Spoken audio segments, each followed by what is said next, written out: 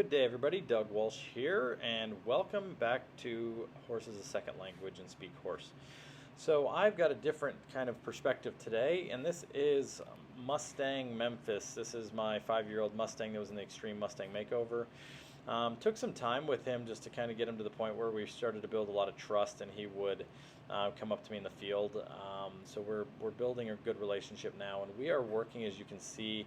I've got a drone flying over the top of the round pen right now. It's about 30 feet in the air, and I wanted to kind of work with a different angle and explain to you guys what I was doing with him. Is so right now I'm working with him on just starting to understand lateral work. You can see I'm using the flag with him. Remember, the flag is something you introduce, or the bags, when you develop a trust with a horse. You don't just come out and just use the flag or bags or any tools until you've established a relationship with your horse. So we want them to trust you first, and then they'll start to trust all the tools that you use. But you can see in here, I'm starting to ask some lateral work with him. Just having him start to use the front end and the hind end individually, and then working together. So right now we're trying to work those feet together. And you can see I'm stepping with my right front over. I'm asking him to do it at the same time. And I'm not asking for perfection right now. I just want him to start to understand what it means when I apply pressure, which is just energy right now. So the energy of the flag, getting him to step over. You can see where everything on his left side is always a little bit more sticky for him, especially when I would try to put the halter on him. Everything on that left side was really difficult for him, and he got very, very worried. So I'm taking the time that it's going to take. I want to praise him right there. And then I'm going to ask him to kind of, as I'm moving the bag, will he come with me? So now I'm going to ask for just some lateral flexion. So I'm very light on this line here. I'm barely touching it, and you can see he's given to me. It's so important that our horses understand how to bend laterally, and then we can start to go for that vertical flexion. So you can see once again on that left side, he's a little sticky right now. So I'm just holding the line until he releases and gives. So I'm very happy with that. On the right side, so I'm going to come back to the right side again. You can see how much easier the right side is. Now I'm going to hold it for about 5 seconds, and I'm going to ask him to move that inside hip. So when I hold that lateral flexion for a little bit longer, I want him to understand that we want to move that hip. So my goal is to have him want to step forward and under with that inside hip, and he still struggles with that slightly. You'll see on this side it really is hard for him, that when I ask for the lateral flexion, so I'm going to ask for that lateral flexion, and you see I'm holding my hand up kind of by the horn, like where I'd hold my rein. And you can see going this way, not too bad right there off of the energy of the flag, because I can kind of manage I can manage and help him with his head through the lead line to walk forward and under.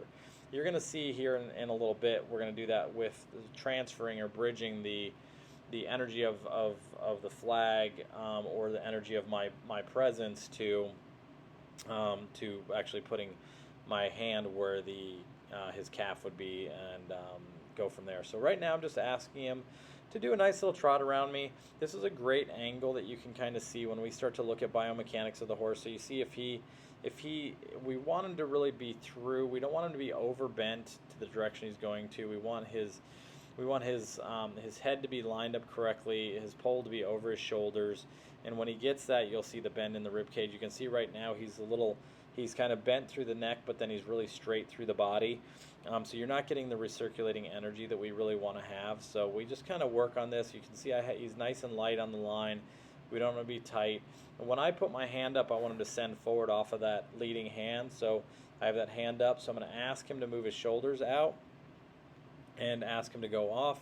So you see coming around this way, he's a little bit more, he's still bent at the neck more than I would like. So I want to just kind of work with him, and you'll see this progress. And I like this angle because you can really see how your horse is from an aspect of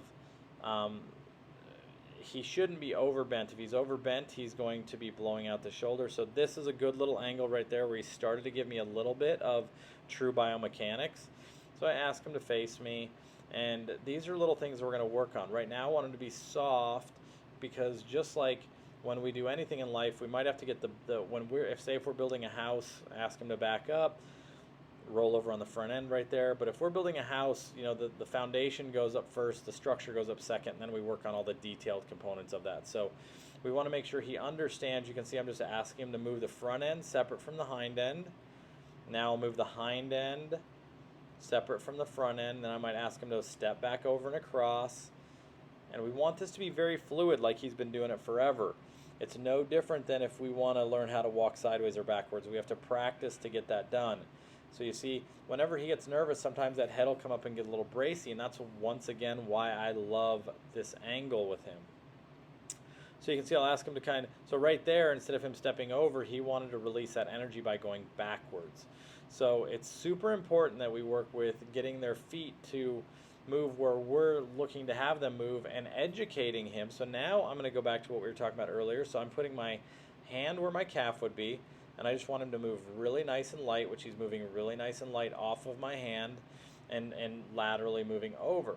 Now we're bridging the gap, so when I get under saddle, that if I put leg on him, he's going to know what that means. If I just put my outside leg on him, now he's overbending here, so I want to teach him. Right now, all I want him to do is feel comfortable to start to move off of pressure, and then we'll fine-tune everything.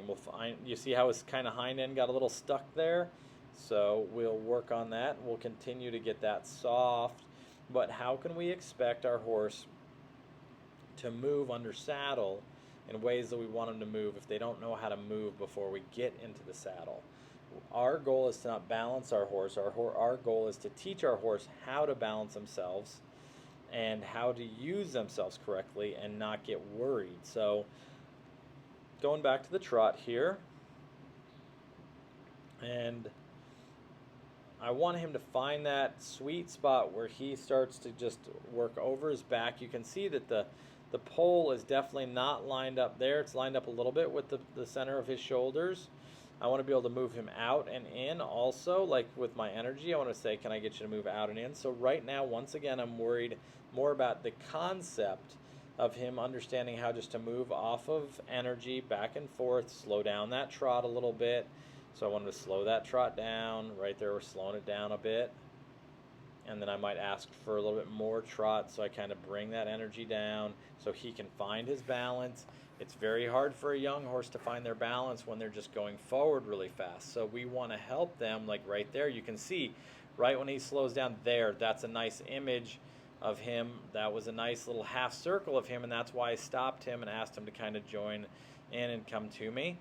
And now I'm asking him to back up. But those last few trot circles, if you go back and rewind this, you'll see how he had more impulsion and he was actually using his body more correct, not where we want it to be, but better. So now I'm going to go over and have some fun. And there's no sound on the drone, but I have a bull whip that or stock whip that I just kind of play with him with.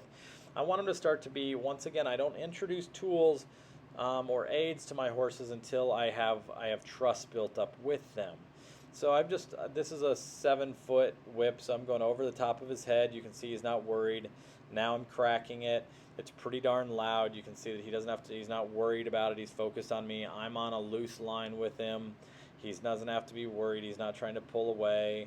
So then I'll just keep cracking a little bit. I just want to make sure that he is with me and he's okay doing this. So I go up, I give him a pet. I'm very happy with that. Ask for a crack again. I want to reward him for being okay and being in a place where he feels comfortable with this. So now I'm going right over his entire body. So he moved his head a little bit there, but then he brought it right back to me. So now what I'm going to do is I'm going to bring the drone down to him. So now he's completely, sorry about my droning skills, I'm learning. But now I'm bringing the drone right down. I'm going to put it right in front of him. So he has the ability to go wherever he wants right now. I'm not holding him. And you'll see when I get a little closer to him and I'm out of the shot, but you're going to see he's going to start to look at the drone. And now I'm probably about, 8 feet away from him, right above him. I'm going to bring it down lower. This first time seeing the drone. So I'm going to bring it down a little lower. And you can see that he's going to turn around and look at what it is. And then you're going to see if he gets worried with it, he's going to move over by where I'm at. And that's exactly what we want our horses to do. When they get nervous about something or they're worried, that they're going to come over and want to be with the person that they're closest with. So you can see now I'm eye level with him. So I'm probably about 5 feet away from the front of him, and you can see, what does he do? He just moves over, and when I move the drone over, and like I said, I'm learning the drone skills, but when I move the drone over, you can see where he's standing now, and you can see he's right next to me, and now he's feeling comfortable, but he's learning and he's watching. And I'm going to bring the drone in even closer, so he looks away for a second, and then I want to just say, "You're okay, bud."